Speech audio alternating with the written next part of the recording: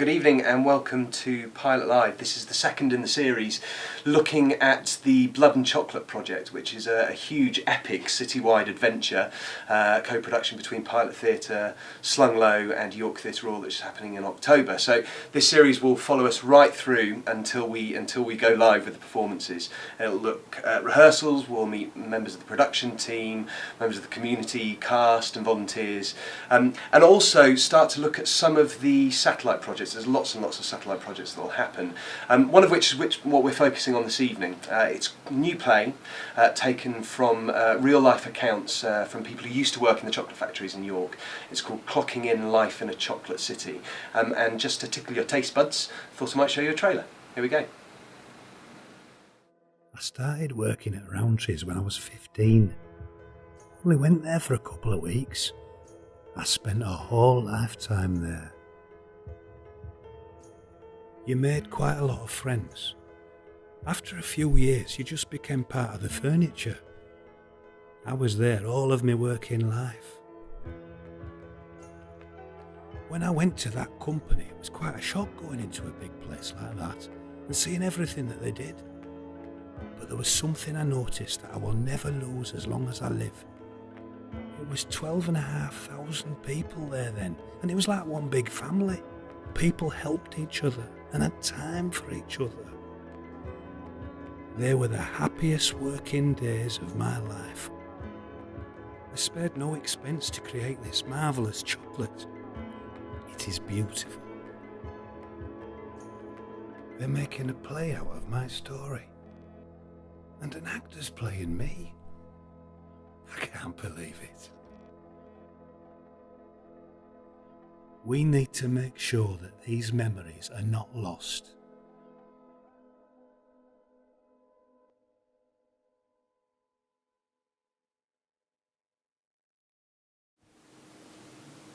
So there's our trailer for Clocking In, which opens at York Cocoa House next week, 25th of June. Tickets are nearly sold out, so if you want to go, I think there's maybe 15 tickets left for the whole week. So jump on it. We're very lucky to have Pilot Theatre's very own Katie Posner joining us, who's directing Clocking In. Hello, Katie. Hello. You're going off to rehearsals a bit. I am, yes. I'm very excited. Lucky to have a bit of your time. Yeah, it's great. So tell us about Clocking In, because it's been quite a long process as part of the kind of wider Blood and Chocolate project. How did it all start and who's been working on it?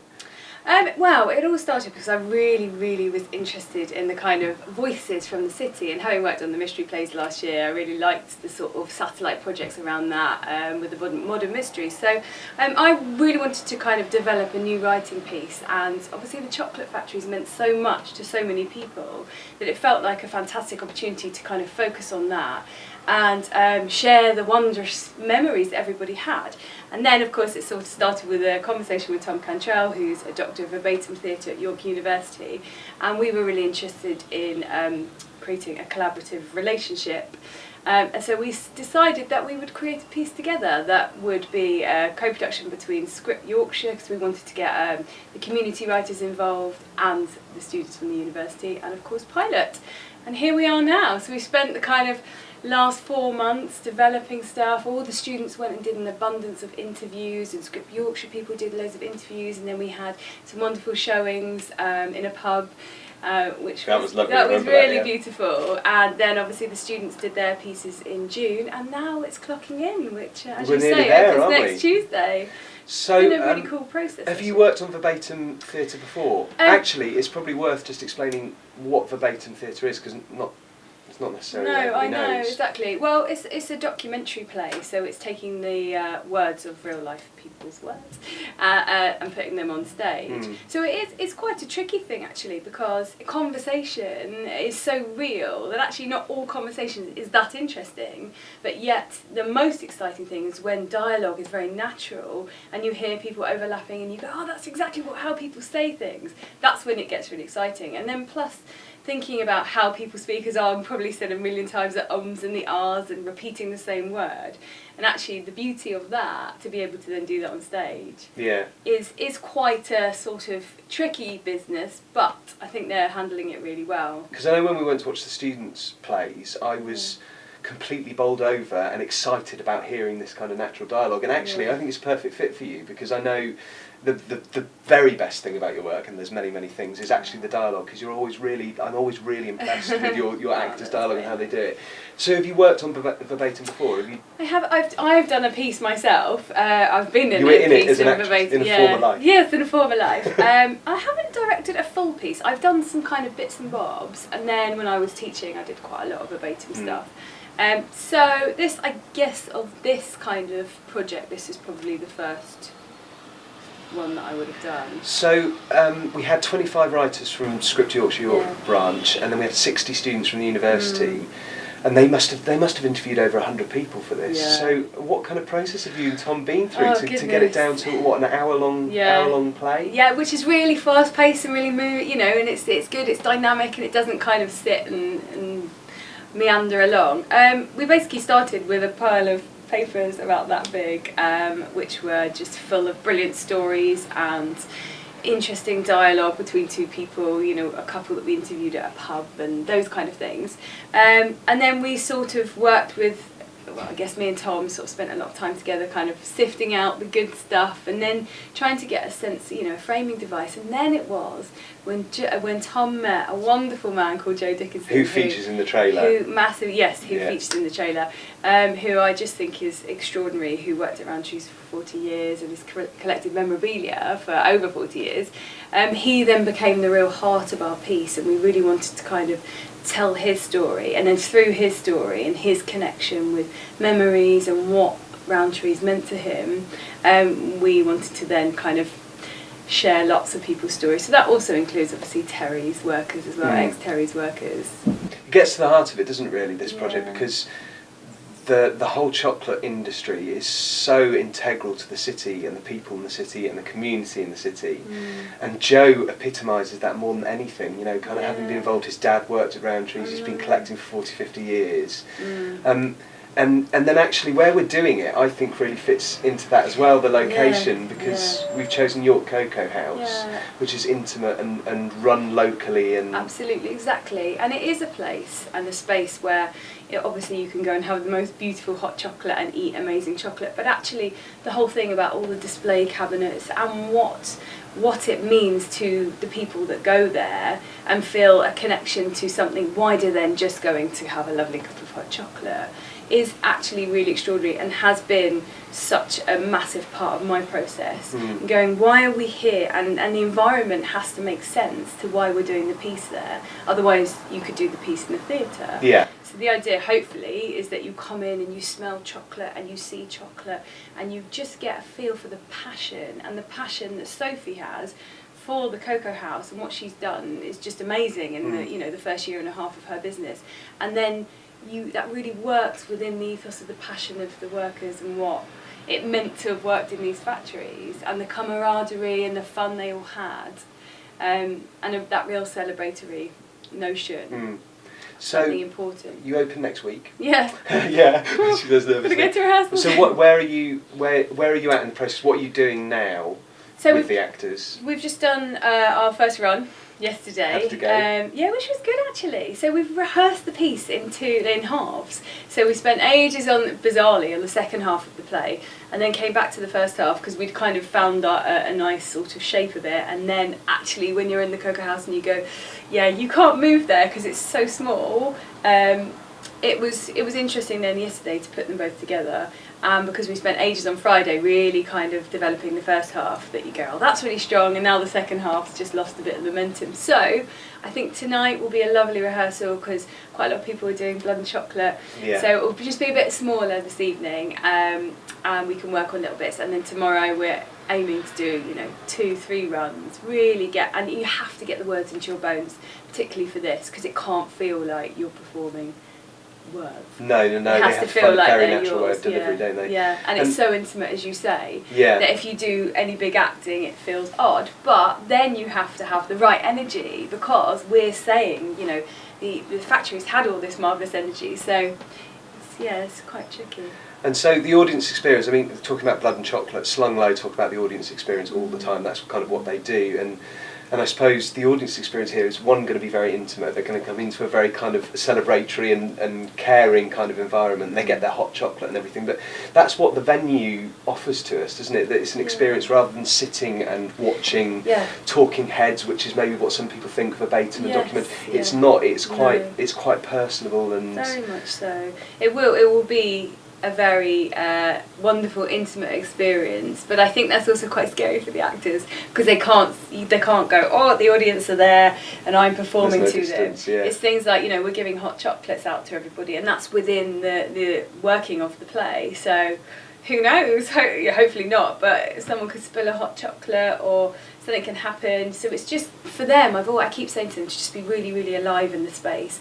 The space has to be theirs. It has to feel like, again, that it's in their bones, and we are very much welcomed into that. So the idea, hopefully, if it all works out, is that you will feel, particularly if you've got a memory, that you'll want to share that memory as well, whether that's afterwards, whether that's on the radio in a couple of months, or whether you come to Blood and Chocolate and find us and talk to us, whatever that is. It's a good idea, actually. Whilst you mentioned that, we ought to be getting people to share their memories after the really show. Lovely. We ought to do something like that. And just finally, before you rush off to rehearsals, when do you think this might appear again? Is there any kind of afterlife of this? I know this is a conversation we've got to have because we only had 300 tickets for the whole run because it's so intimate, and I know they're pretty much sold out already. Yeah. Do you think it's something that we might want to continue with and find another life for? Yeah, I really do, because things like going to your local dry cleaners and having a chat and them saying, oh, where are you going? And you go, oh, I'm popping to rehearsals, what are you doing? And you start getting to conversation, and then you start realising, oh, okay, well, these people are so connected to the factories as well, and she just went into this wonderful story about what the factories meant to her and all the lovely older ladies, because she used to be a hairdresser, and what it meant to them, and you start understanding the rich and connectivity of the city. And for me, that just makes me go, I want to do this all the time. Yeah. I want to keep doing this. I want this to be a pop-up thing that happens, 3 times a year. It was like the read-through, wasn't it? When the read-through, when we had the actors reading the lines that the actual subjects who were there at the read-through, and their faces listening to their own words read by actors was really thrilling, actually, isn't it? You just don't get that. It's very moving as well. Yeah, it is thrilling. Yeah, so hopefully, let's see. If people buy all the tickets, then, maybe there'll be people wanting to come for another time. Real, thank you for joining us, Katie. I'll let you go off to rehearsals. Thank you. Just as Katie leaves, why don't we look at our digital producer, Mark, went and did some filming of some of the actresses doing little pieces for us. Here we go.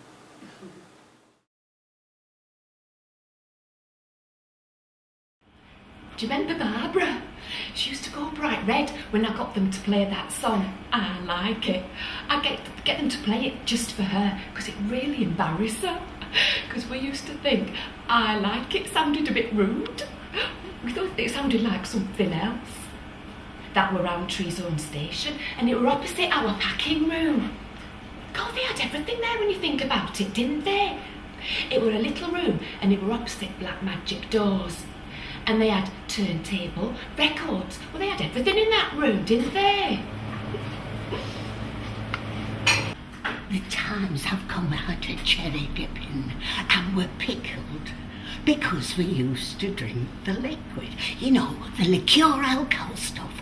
We used to go into a certain room on a night, when it were a night, and drink it.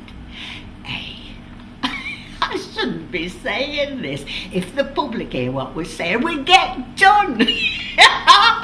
Oh, but I love them cherries.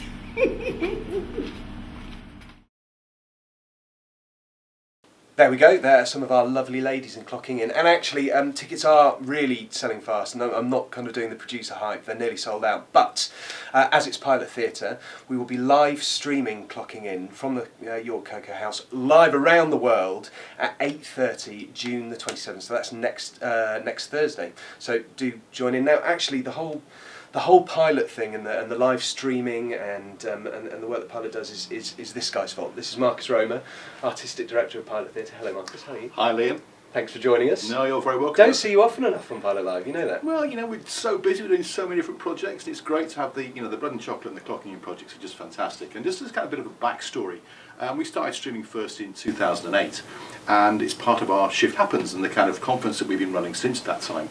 And we're running our next one, which is actually on July the 8th. It's here at York Theatre Royal, and we've got speakers from all over the world. It's been part of our kind of journey and our sort of DNA as a company, really, about exploring the possibilities that these new emergent and digital platforms have to offer, and how we can help that to reach and to find new audiences. And so we're really delighted that we're going to be live streaming, and Mark will be live streaming that on, as you say, a week on Thursday. And it's part of our work. So if you want to come and join us and find out really the kind of work you're going to be doing in the next 2 years, then you've got to come to Shift Happens on July the 8th, because we kind of future plan, and this is our 5th one, and it's Shift Happens V, so it's V for visioning. So tell us about Shift Happens, because I've known of Pilot for years and years, and knew Shift Happens was around since 2008, but it wasn't until actually I was sitting down talking to you and you put it into a really nice context for me. So tell me what Shift Happens is. If you come along to it, what do you expect to gain? What is it? Who are you listening to? Who are you meeting?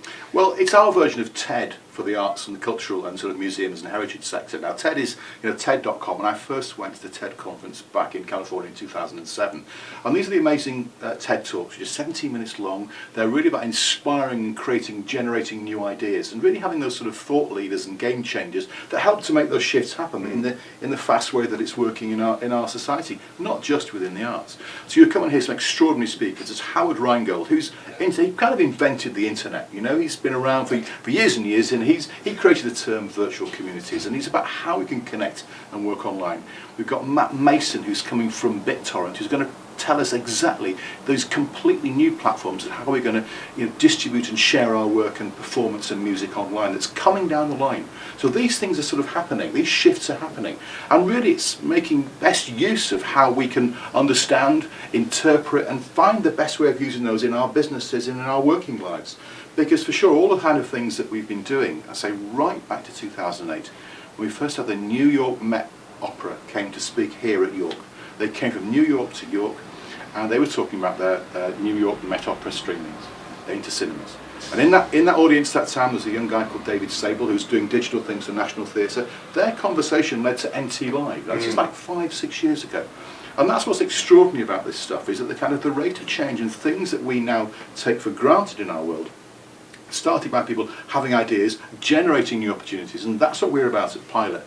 Really starting some new thinking, some new ideas, and that's why it's fantastic that the projects that we are now generating and emanating from the company are so wide and diverse. So Blood and Chocolate and Clocking In, and Blood and Chocolate using the technology, using the audio stuff with Slow and Low, delighted to be pushing those boundaries and really moving the whole form forward. And for us as an organisation, still learning and being creative. That's the thing, isn't it? And just tell me, just Blood and Chocolate, you were talking about this 3 years ago, as far as I can remember, when all it was an idea and kind of some sort of design on paper that you were kind of, during your NPO pitch and everything, wasn't it? So tell me what that nucleus was, and why you wanted to work with Alan and Slung Low, and then how you're feeling about it now as well. Well, it was really about having that. Well, we wanted to do something in the city which we're based, so we wanted to do something in York, but we wanted to do something that was different and new, and also for companies like Slung Low to take them into a project that was a really different scale for them. I'd seen their work, and it's fantastic, and I really had a great experience, and it was something that was very new for me when I saw Mapping the City in Hull with the headphones and all of that stuff. But it's then to take it to its next level, the next iteration of what you can do with a big community project, many more actors, the kind of a palette and a scale using the whole city to be able to work. So it's about upscaling that as a project and really providing something completely new for this city, and to share that and to sort of try it out. And that's what's exciting about being artistic director of a company like Pilot, because we've got the ability to be able to make those opportunities and to make those things happen. And very quickly, before we move on, you're a brilliant mover and shaker in kind of arts politics, as well as running Pilot. How do you view this next period for the arts organisations and theatre companies such as yourself, with all of the things that are looming, and how do you kind of feel about that, and how are you going to kind of move forward? I think I go back to the Ken Robinson idea that creativity is ideas that have value, and it's seeing organisations and theatre organisations and arts organisations representing and demonstrating their civic value and what they mean to people in where they work. So for us, we're starting doing the live streaming for the City of York Council as part of an open democracy project. So the technology we're using here for Pilot Live, we're able to work with the City Council in a partnership around helping them to disseminate and share their work and a spirit of openness of democracy. Now those sort of things are our civic role, as I see as an organisation, of how we can help to communicate with our public, our audiences and the people who we live and work with. And that for us is really important. So arts organisations have to see where they sit in the role of the city and the communities in which they're based and how they can communicate, connect and help to share our collective stories. Brilliant. Thank you, Marcus. Thank you. Thank you for the job. And thank you for the work. Continue. Good stuff. Onwards. So, just going back, I love showing this trailer, Blood and Chocolate trailer. I thought it was worth showing again for those of you that haven't seen it. Here we go.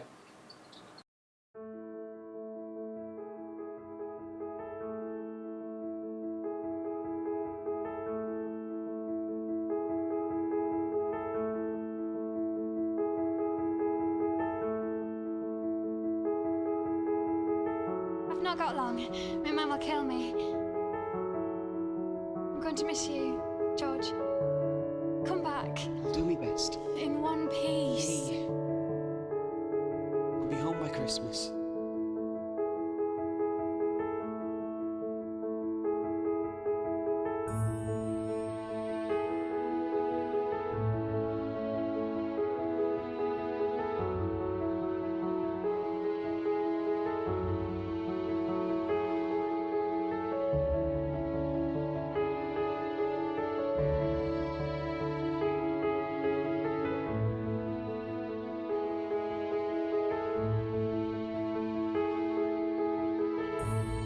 We meet in a time of great testing. Our country is at war, and many of our men, workers from the old firm, have already taken up arms. If the society stands for one thing more than another, it is the liberty of conscience. I worked and played with these boys who filled my life for so many years. Their voices are fresh in my ears, and the ghosts of the past stay yet in the classrooms, buildings, the playing fields, the streets, the parks, and the works of our fair city.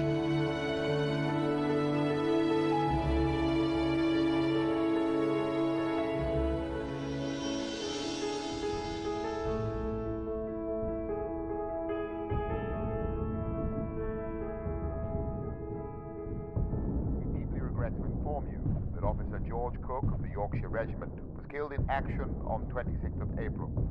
Lord Kitchener expresses his sympathy. Secretary War Officer.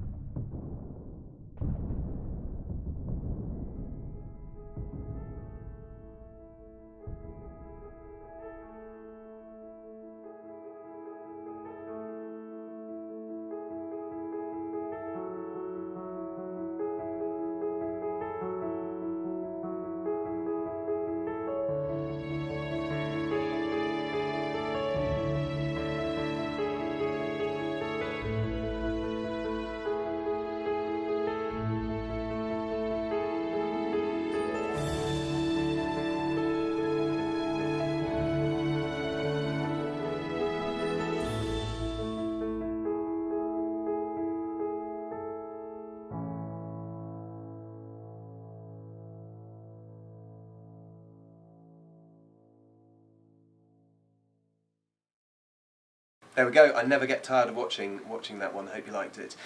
Tickets are on sale for Blood and Chocolate. I know this programme seems like one massive pitch, but we've got lots going on. We want to tell you about it. Tickets are on sale from York Theatre Hall for Blood and Chocolate in October. So that's all from us today. So the next two live streams next week, we won't be coming to you with Pilot Live on Tuesday. We'll be live streaming on Thursday from Cocoa House, clocking in, and that'll be 8:30. And then the next of this series will be the 2nd of July, Tuesday the 2nd of July at 7:30, and we'll take a look at the rehearsal process for Blood and Chocolate, which is well underway now. So we look forward to seeing you next week.